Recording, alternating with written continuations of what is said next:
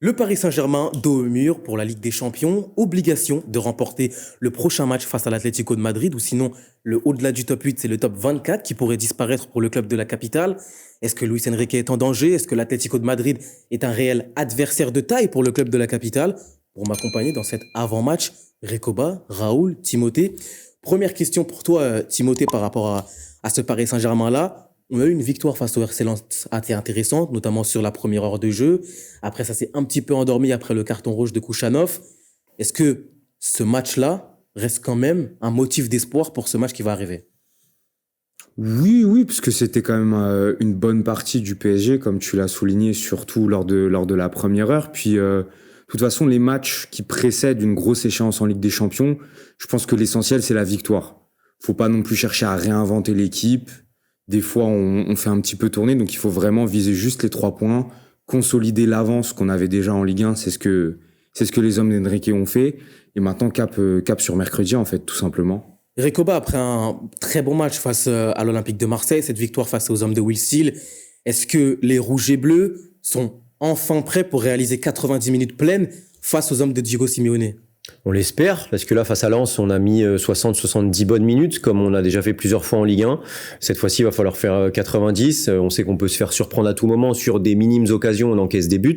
Donc ouais, il va falloir faire 90 minutes clairement à 100%, abouti. Maintenant, comme il l'a dit, l'important c'était le plan comptable, parce que avant ou après un match de Ligue des Champions, c'est toujours le plan comptable le plus important.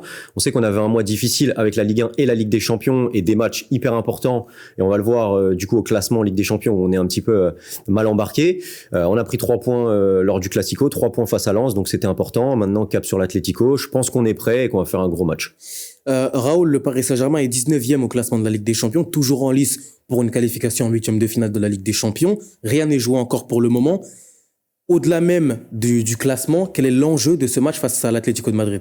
Les 3 points, très aussi simple que ça. Et là, il faut se rassurer. On a perdu 2 points dans un match où il fallait absolument pas en perdre face à l'adversaire en plus le plus abordable à domicile. Donc là, en plus, l'Atlético, on va en parler, ils sont très en difficulté, notamment en Ligue des Champions. Donc là, c'est 3 points qui sont absolument très importants. Sinon, c'est très problématique en fait. Recoba, est-ce que le Paris Saint-Germain n'est pas dans une forme optimale pour affronter les Colchoneros? Forme optimale, je sais pas, mais en tout cas dans le jeu, il y a quelque chose, ça c'est sûr. Oui, il manque toujours la finition et par moments défensivement, il y a quelques petits soucis qui font qu'on encaisse des buts alors qu'on concède pas beaucoup d'occasions. Mais en tout cas dans le jeu, oui, sur le terrain, on va dire en dehors des deux surfaces, on est très très bon. Ça, c'est incontestable. Maintenant, il va falloir être un peu plus létal devant et derrière pour ne pas encaisser de buts et en marquer. Et comme l'a dit Raoul, c'est un moment charnière parce que derrière, il va y avoir 4 matchs, dont le Bayern Munich, dont Manchester City, dont un déplacement difficile face à Stuttgart. On a vu qu'ils ont posé des problèmes, ils ont gagné à Turin, ils ont quasiment battu le Real Madrid aussi. Donc ça te laisse peu de points possibles. Donc si tu prends pas 3 points là face à l'Atlético et en plus on en a laissé face au PSV Eindhoven, ça peut être vraiment très compliqué. Timothée, par rapport à cette rencontre à domicile pour le Paris Saint-Germain qui va accueillir l'Atlético de Madrid, est-ce qu'on serait pas aussi sur un match un petit peu charnière pour la saison du club de la capitale où, en cas de victoire, ça peut complètement changer de dimension la saison pour Luis Enrique et ses joueurs? Bien sûr que c'est un match très important de ce point de vue-là, parce qu'on sait, faut pas se mentir, la saison du PSG, on la juge aussi énormément sur le parcours des hommes d'Enrique en Coupe d'Europe. Et pour l'instant, le bilan, il est assez terne. T'as besoin de ces 3 points. T'as aussi besoin, je pense, de te rassurer dans le jeu par rapport à ce que t'as produit auparavant en Coupe d'Europe. Parce que quand on regarde les 3 précédents matchs en Ligue des Champions, il y a énormément de choses qui sont perfectibles. Donc, il faut aussi rectifier ça. Et bien sûr que si tu gagnes contre l'Atlético, comme l'ont rappelé mes camarades, dans un match à très fort enjeu, bien sûr que tu te rassures et tu peux aussi te redonner confiance. Et ça, je pense que le PSG en a grandement besoin. Surtout que le dernier gros rendez-vous européen, c'était face à Arsenal. Et pour le coup, malheureusement, on s'est pas du tout rassuré. On est déjà à la moitié du parcours en Ligue des Champions, Raoul. Est-ce que, on l'a dit pour Arsenal, mais c'était peut-être un peu trop tôt et on s'est peut-être un peu trop avancé. Est-ce que c'est le match de la saison pour le Paris Saint-Germain? Non, c'est jamais le match de la saison. Je pense on sera plus proche pour City ou pour le déplacement à Stuttgart à la J8. Par contre, c'est un match charnière aussi dans l'aspect tactique et dans l'aspect du jeu, parce que l'Atlético, c'est une équipe qui défend et qui joue très resserré. Donc c'est exactement dans ce dispositif du mal à imposer notre jeu et à faire mal. Donc là encore, c'est là qu'on va voir les limites ou pas, ou les progrès du coup de cette équipe du PSG. On a parlé de la forme du Paris Saint-Germain, il est temps de revenir un petit peu sur la forme des Colchoneros. Recoba, 5 matchs, 3 victoires, 2 défaites, dont une face au LOSC à domicile. Et on peut aussi rappeler la défaite, lourde défaite face au Benfica Lisbonne, 4-0. On est aussi sur une opposition de style, un jeu de possession, de transition, contre un jeu très défensif. Est-ce que là aussi, en Europe, c'est le moment à Luis Enrique d'imposer son jeu et de montrer qu'il fait partie des meilleurs techniciens d'Europe? Ouais, surtout qu'il y a un Atlético vraiment en championnat et en Ligue des Champions, où l'Atlético est très très solide en Liga avec 7 buts encaissés seulement, mais déjà 8 buts encaissés en 3 matchs en Ligue des Champions, donc 4 face à Benfica. Il y a aussi un vrai problème à l'extérieur identifié côté Colchoneros, que ce soit en Liga ou en Ligue des Champions. Donc bon, après il y a eu cet énorme couac évidemment face au LOSC, mais voilà, on voit qu'il y a vraiment un petit problème à l'extérieur pour les hommes de Diego Simeone. Donc là, au Parc des Princes, il faut clairement faire le plein. Moi, je m'inquiète pas sur le jeu du PSG, sur la capacité à se créer des occasions. Le vrai problème, c'est de marquer, parce qu'il le faut absolument. Dans un grand match européen, dans un grand match de Ligue des Champions face à l'Atlético, il faut marquer, il faut ne pas encaisser de but, du moins un minimum, et surtout sur le peu d'occasions que l'Atlético va se créer. Donc il est là le souci, surtout où moi je trouve que le contenu il est très bon côté PSG. Bon, face à Arsenal, c'est vrai que on a vu quand même la différence, hein, le gap de projet entre les deux, mais on donne 2 buts facilement. Si Donnarumma se trouve pas, quel scénario? On peut imaginer peut-être autre chose. En tout cas, face au PSV et face à Gérone, on a surdominé le match, on a eu énormément d'occasions.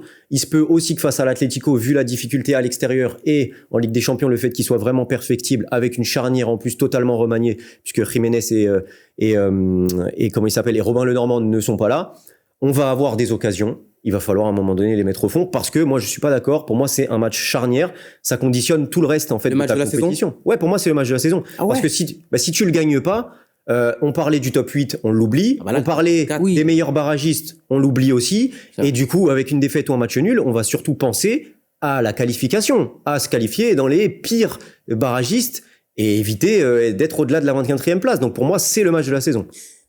Raoul, il faut revenir sur une individualité parce que selon le journal L'Équipe, Safonov pourrait être aligné mercredi soir face à l'Atlético de Madrid au but à la place de Donnarumma. Luis Enrique voudrait un petit peu modifier la hiérarchie des gardiens. Il aurait bien apprécié la performance du portier russe. Est-ce que selon toi, c'est une volonté d'instaurer une concurrence au Paris Saint-Germain une nouvelle fois avec les gardiens de but ou de recopier ce qu'il a fait, notamment avec Ter Stegen où il était titulaire en Ligue des Champions? Alors il y a un peu de ça, mais je pense en fait tout simplement que c'est dû au niveau de Donnarumma. En fait, s'il est bon, il n'y a pas de débat.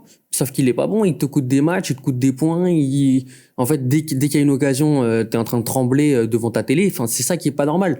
Là, face au RC Lens, Safonov a été assez rassurant sur quelques ballons et aussi dans le jeu au pied. On l'a souligné plusieurs fois, notamment dans le jeu long, ce que Donnarumma ne montre pas. Donc, moi d'ailleurs, en vrai, j'en parlais au début de saison sur une vidéo. Je disais que je verrais peut-être un Donnarumma soit en Ligue 1 et un Safonov en Ligue des Champions ou inversement, mais C'est encore possible ça aujourd'hui, en 2024, c'est encore possible de faire une telle alternance? bah si c'est instauré dès le début, oui. Sauf que là, le problème, c'est que ça l'est pas. Et du coup, là, tu reviens peut-être dans un cas de figure où du coup les deux sont en concurrence directe. Et sauf que dans ce rôle, dans ce poste central, c'est pas possible. Donc je m'interroge un peu sur ça. Et est-ce que du coup, bah en fait, malheureusement, est-ce que du coup tu perds pas Donnarumma sur ce coup-là? Mais même si c'est pas Justement, sur le côté moral, Donnarumma est en fin de contrat en 2026, il lui reste 2 ans au sein du Paris Saint-Germain. Timothée, cette volonté, on va dire, on verra hein, si Safonov sera titulaire ou non, mais on part bien sur une titularisation de l'ancien capitaine de Krasnodar. Est-ce que selon toi, c'est un pari extrêmement risqué de la part de Luis Enrique ou il y a cette obligation de dire à Donnarumma, bah finalement, peut-être que sur la ligne, Safonov n'est pas meilleur, mais dans les airs, il est plus rassurant. De toute façon, Enrique, il s'en est jamais caché. Il a toujours un petit peu titillé, remis en question Donnarumma. Il a toujours espéré remettre en cause les performances de l'Italien et créer surtout une concurrence. La concurrence, elle n'est pas problématique à partir du moment où elle est saine, en fait. Mais là, c'est vrai qu'elle intervient dans un contexte un petit peu particulier, dans le sens où Donnarumma a déjà joué des matchs de Ligue des Champions. La répartition des matchs, elle est moins équilibrée que ce qu'il avait fait, par exemple, avec Bravo et Ter Stegen, où là, pour le coup, c'était clair. À voir ce qu'il en sera mercredi. Mais en tout cas, c'est un message fort qui est envoyé. à Safonov et à Donnarumma. Safonov, c'est si vraiment t'es performant quand on te donne ta chance, il y a quelque chose de plus à aller chercher qu'une simple place de numéro 2. Et Donnarumma, voilà, c'est vraiment regarde dans le rétroviseur. La concurrence existe, même si pendant un certain temps, il a semblé ne pas être confronté à ça. Recoba, est-ce que c'est vraiment le bon timing de décider de faire de Safonov le titulaire, probablement face à l'Atlético de Madrid, dans un match extrêmement important où finalement il fallait peut-être pas remédier à cette concurrence plus tôt? Non, pour moi, c'est le bon timing parce que il y a trois choses en fait. Il y a le niveau de Donnarumma. Le niveau de Donnarumma, on le sait dans les grands matchs l'année dernière, il nous a coûté des points. Encore une fois, là, face à Arsenal, il nous coûte encore des points. Il est pas au niveau, même il est moins décisif globalement sur cette saison-là que l'année dernière. T'as un Safonov qui est bon. À chaque fois qu'on a fait appel à lui, il a été bon. Il est rassurant. Au pied, il est bon. Balle au pied, ça lui brûle pas les pieds. Il est capable de jouer comme un libéro. Et en plus de ça, sur sa ligne, il est bon. À chaque fois qu'il y a des ballons qu'on finit juste à côté, il était sur la trajectoire. Dans les sorties aériennes, il s'est imposé avec de la personnalité. Donc, à un moment donné, il est meilleur que lui. Donc, dans un match important comme ça, pour moi, Safonov peut jouer. Et troisième point, c'est un des points les plus importants aussi. On a vu que face à Lens, il l'avait mis pour contrer le pressing lensois. Donc, au final, c'est même pas un turnover, c'est un vrai choix tactique. Au final, face à l'Atlético, quand tu sais qu'ils vont t'attendre bas, qu'ils vont essayer de planter des banderilles avec Lino dans la profondeur ou Julian Alvarez qui part dans la profondeur, si tu as un gardien comme Donnarumma qui est à son point de pénalty ou dans sa cage, ça laisse beaucoup d'espace dans le dos de Pacho et entre Donnarumma et la défense centrale, tu vois. Il y a trop d'espace à couvrir. Donc c'est trop facile pour eux de partir dans notre dos. Alors qu'avec un Safonov qui joue haut, un peu comme un libéro, c'est un peu plus facile, il y a moins d'espace à couvrir et du coup, tu peux avoir un gardien. Lucas Chevalier l'a très très bien montré face à l'Atlético. Il jouait très haut, il y a beaucoup de ballons qu'il a touché de la poitrine pour remettre à son défenseur où il était serein en dehors de sa surface. Alors que Donnarumma, on sait que c'est pas du tout le cas. Il y a un domaine aérien aussi où l'Atlético est très bon, où c'est important d'avoir un Safonov qui sort et qui n'a pas peur comme Donnarumma. Donc pour moi, c'est 1, la forme de Donnarumma, 2, la forme de Safonov, 3, l'aspect aussi tactique par rapport à ton adversaire. Je veux continuer avec toi, Rico, par rapport maintenant à l'Atlético de Madrid, qui en Ligue des Champions est dans une forme très compliquée, 2 défaites face au LOSC et face au Benfica Lisbonne et une victoire le premier match face au Rasenballsport Leipzig. C'est quoi les clés du match pour battre les Colchoneros? Pour moi, alors déjà, il va falloir savoir comment ils vont s'organiser parce que ça change beaucoup. Ils ont du mal à trouver un peu la formule magique. Il y a eu des recrues qui ont du mal à s'adapter, comme Sorloth, comme Gallagher. Il y a des absents aussi, donc il va y avoir une charnière remaniée. Même Alvarez A du mal, c'est vrai. Si tu enlèves la Coupe du Roi, 6 buts seulement en 18 matchs, donc en 17 matchs. Du coup, c'est un petit peu léger pour un mec comme Alvarez. Mais tu vas avoir, surtout pour moi, être bon techniquement et savoir utiliser le ballon forcément, parce que l'Atlético, ça les dérange pas de pas avoir le ballon. Ils peuvent nous attendre bas et aussi potentiellement déjouer ce pressing. On sait qu'ils vont par moment monter très haut, etc. Du coup, il va falloir savoir déjouer ce pressing. Peut-être aussi le fait de faire jouer Safonov en tant que libéro, ça peut être utile. Mais avec une charnière qui se connaît pas, l'anglais Witsel 35 ans, milieu de terrain de base, l'anglais, on connaît son niveau. Bon, si t'arrives pas à déjouer un peu les plans de cette charnière et que t'arrives pas avec l'intelligence de jeu, par exemple, d'un Asensio qui pourrait être important par rapport l'anglais de 2019. Exactement. Donc, tu peux faire des différences déjà dans leur dos. Il y avait Arthur Koglu avec Benfica qui a marqué. On a vu des grosses errances au niveau de la charnière et de l'alignement. Donc, il y a ce point-là. Après, il y a aussi un des plus importants, forcément, Griezmann dans le jeu. Tu vas devoir faire attention. Même Alvarez ou Pacho va avoir un rôle important sur l'homme, comme il a pu faire face à Eliwahi, même si Alvarez, c'est autre chose que Eliwahi. Et Samuel Lino, pour moi, c'est le plus important aussi, parce que notre côté droit, c'est le côté qui joue le plus haut. Et Samuel Lino, c'est pour moi le danger numéro 1 côté Atlético sur ce côté gauche, qui va plonger sûrement dans le dos. Donc, il va falloir le forcer à le défendre le plus possible. Et peut-être aussi avec un Zaïre Emery, un Marquinhos très haut, et un Warren Zaïre Emery au milieu de terrain, un peu qui se met un peu double pivot avec Vitinha au lieu de monter, pour justement couvrir un peu ce côté et les montées de Samuel Lino. Timothée, on a parlé d'un Samuel Lino qui était très important pour cet effectif-là, mais est-ce que aussi il faudra pas, et dis-moi quel joueur selon toi devrait couper la relation de Griezmann pour faire le lien entre le milieu et l'attaque? Ça, tu peux donner ce boulot-là à Warren, tu peux aussi le donner à João Neves. João Neves, c'est un joueur dont on parle beaucoup pour ses qualités techniques, mais moi je trouve qu'il a un abattage et une capacité à récupérer les ballons qui est assez folle et dont on parle peut-être un petit peu moins. Mais tout dépend de la configuration du match, parce qu'on pourrait très bien être, comme l'a un petit peu décrit Reco, dans une configuration où c'est beaucoup plus nous qui allons avoir le ballon. Et donc là, ce sera une disposition tactique tout autre, avec un Griezmann peut-être un petit peu moins présent, un petit peu moins brillant. Mais je verrais bien João Neves marquer un peu plus franchement Griezmann que les autres Parisiens. Raoul, par rapport au Paris Saint-Germain, sur le côté offensif, est-ce que ce trio offensif qui sera aligné soit par Marco Asensio en faux neuf ou Oli Kangin, est-ce qu'on peut parler d'un trio offensif inefficace? Bah ouais, parce que c'est les chiffres qui parlent. On marque pas assez, ça fait des semaines et des semaines qu'on est frustré sur chaque débrief et sur chaque émission. Donc moi j'attends du progrès très vite à ce niveau-là, parce que comme tu l'as dit tout à l'heure, dans le plan de jeu on est souvent très très bon, on maîtrise les matchs, on les domine, et 2 occasions, 3 occasions, 4 occasions, 5 occasions on marque pas. Du coup, d'un seul coup, c'est ce qui est arrivé face à Lens. Ils ont commencé à un petit peu à remonter. On a commencé à trembler encore une fois devant notre écran. En fait, c'est ça qui est problématique.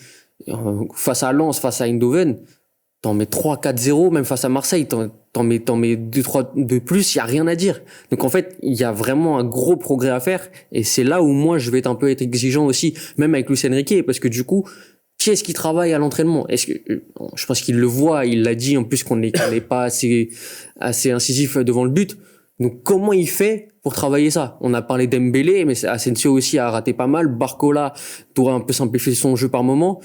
Donc voilà, j'en attends beaucoup d'eux et vite, parce que là la situation presse. Mais Recoba, par rapport à ça, est-ce qu'il n'y a pas un paradoxe offensif du Paris Saint-Germain? 29 buts après 10 journées en Ligue 1, 2 buts en Ligue des Champions. Il n'y a pas un problème? Bah, c'est compliqué à expliquer parce que le problème en Ligue 1, il est le même un peu en Ligue des Champions. On a beaucoup d'occasions, on en rate beaucoup. Mais on marque quand même beaucoup de buts en Ligue 1. Pour autant, est-ce qu'on a plus d'occasions en Ligue 1 qu'en Ligue des Champions? J'ai pas l'impression. Parce que le volume d'occasions que tu as face au PSV Eindhoven et face à Girona, c'est le même que tu as en Ligue 1. Tu as à peu près 4, 5, 6 énormes occasions. Mais en Ligue 1, on arrive à marquer un petit peu plus. Peut-être aussi moins de pression. Peut-être plus relâché dans le dernier geste. Barcola notamment, qui marque souvent en Ligue 1, qui est le meilleur buteur de Ligue 1, et souvent il est un peu plus relâché dans son dernier geste, on le voit enrouler, etc. Peut-être la pression du coup des matchs de Ligue des Champions, c'est des matchs européens, c'est des grands matchs, il y a plus de pression, il y a la musique de la Ligue des Champions, c'est spécial. C'est spécial, Mbappé avait cette facilité à marquer dans les grands matchs, même quand il était mauvais. Ben, il faut qu'il prenne ce lead aussi. On a vu Zegrova mettre ce but exceptionnel face à l'Atlético. Ça aide quand tu as un joueur qui peut faire ces différences-là. Collectivement, oui, on arrive à se créer des occasions, mais on n'en met pas assez. Et des fois, ça manque aussi peut-être d'un joueur individuellement capable de faire ce geste exceptionnel. Et c'est aussi pour ça que je préfère João Neves un peu plus haut, parce que lui est capable de récupérer très haut, ce qui est dangereux, c'est ça qui amène le but face à Lens. Et il est capable aussi de mettre des bons ballons dans la surface et de frapper. On l'a vu marquer face à l'OM lors du Classico. Donc ouais, il va falloir marquer, ça c'est sûr. Il faut de la personnalité. Et João Neves là, du coup, c'est pour ça que je le préfère un peu plus haut. Timothée, par rapport au volet offensif, des individualités qui peuvent avoir leur rapport, même s'ils devraient faire mieux, défensivement, est-ce que là, cette fois-ci, on n'est pas réellement serein au Paris Saint-Germain?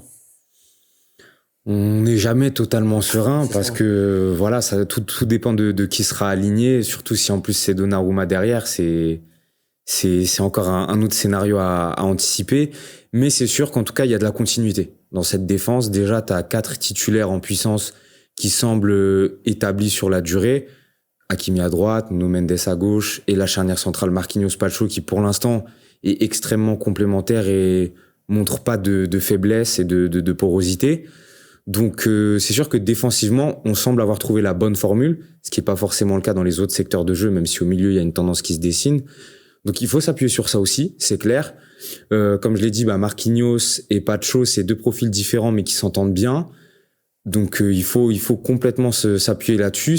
Le match de mercredi et le succès qu'on souhaite du Paris Saint-Germain passe aussi par un match réussi en défense. Donc tout part de là pour moi. Mais Raoul, on a parlé des offensives qui peuvent avoir leurs différences et avoir un apport indéniable lors de la rencontre. Est-ce que c'est pas aussi le rôle de Pacho? Luc de Jong n'a pas existé, Eli Wahi n'a pas existé, l'attaque lensoise n'a pas non plus existé, Nzola. Finalement, Pacho aussi est un élément incontournable. Ah oui, bah oui, justement. D'ailleurs, il y a une vidéo qui sort où on en parle, mais Pacho, c'est la trouvaille idéale dans ce système de jeu. Il nous fallait un défenseur très agressif et qui monte très vite sur le porteur de balle. Qui l'a recruté déjà? Ah oui, mince. Ouais, mais... Mettons-le en avant quand même, monsieur Luis Campos. Et Luis Enrique. Luis Enrique, parce qu'il le disait que sur Neves et sur Pacho, et même Doué, que ils ont été observés sur l'aspect sportif, mais aussi sur l'aspect psychologique. Est-ce qu'ils vont apporter cette concurrence et cet esprit combatif pour s'imposer dans l'équipe? Et c'est le cas. Donc, par rapport à un Skriniar, par exemple, où on le trouve très lent et pas très énergétique, etc. sur le duel.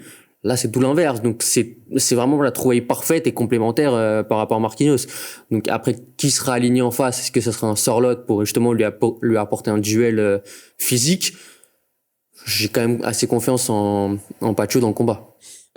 Il est temps maintenant, pour conclure cette vidéo, Recoba, Raoul, Timothée, je commence avec toi Reco, ta compo. Ma compo, Ouais. Safonov du coup, parce que je pense que juste tactiquement et même dans les airs avec les boulettes qu'il a coûté, Donnarumma, etc. Je préfère tester au moins une fois Safonov parce que le résultat avec Donnarumma on le connaît. Donc Safonov, Nuno Mendes, Pacho, Marquinhos, classique, Hakimi. Au milieu de terrain, Vitinha, João Neves, Warren. Je préfère João Neves un peu plus haut et Fabian Ruiz, je pense que voilà, on en a tous assez. Et puis Barcola, Dembélé sur les côtés avec Asensio en faux neuf parce que pour moi, il est bien meilleur que Kanguini en faux neuf et Kanguini, je le préfère plus en super sub. Et puis pour moi, l'intelligence de jeu de Asensio marche très bien avec Barcola, Dembélé. Il est important quand il est à 100% physiquement dans ce genre de rencontre, club espagnol en plus. Donc Asensio en pointe. Pour anticiper votre 11 idéal, Reco, non, Raoul et Timothée, vous avez la même défense et le même milieu? Moi, j'ai même la même compo. Je suis d'accord avec Rico, notamment sur le milieu. On en avait déjà parlé, mais je pense que le trio Neves, Vitinha, Zaïre Emery, c'est le plus complémentaire et celui qui t'apporte le plus de garanties, qui peut aussi être le plus hybride selon l'adversité, qui a la meilleure capacité d'adaptation en fait à différentes physionomies de match. Donc non, je suis totalement d'accord avec le collègue. Et même au contre-pressing, c'est important d'avoir Warren et João Neves très haut pour mettre la pression directement sur De Paul et sur Coquet, chose que Fabian Ruiz n'est pas. Lui, c'est pas. nous apportera pas. Bref. Même compo, Raoul? En fait, je rigole depuis tout à l'heure parce que, en fait, pour moi, moi, je mettrais aussi Warren, mais en fait, je pense que malheureusement, face à un bloc bas, il va mettre Ruiz. Parce que titulaire face à Lens. Ouais, mais en vrai, je pense que malheureusement, ça veut rien dire. Donc, ou alors on est même pas à l'abri que ce soit Neves qui en paye les frais. Donc, pour moi, Ruiz va jouer.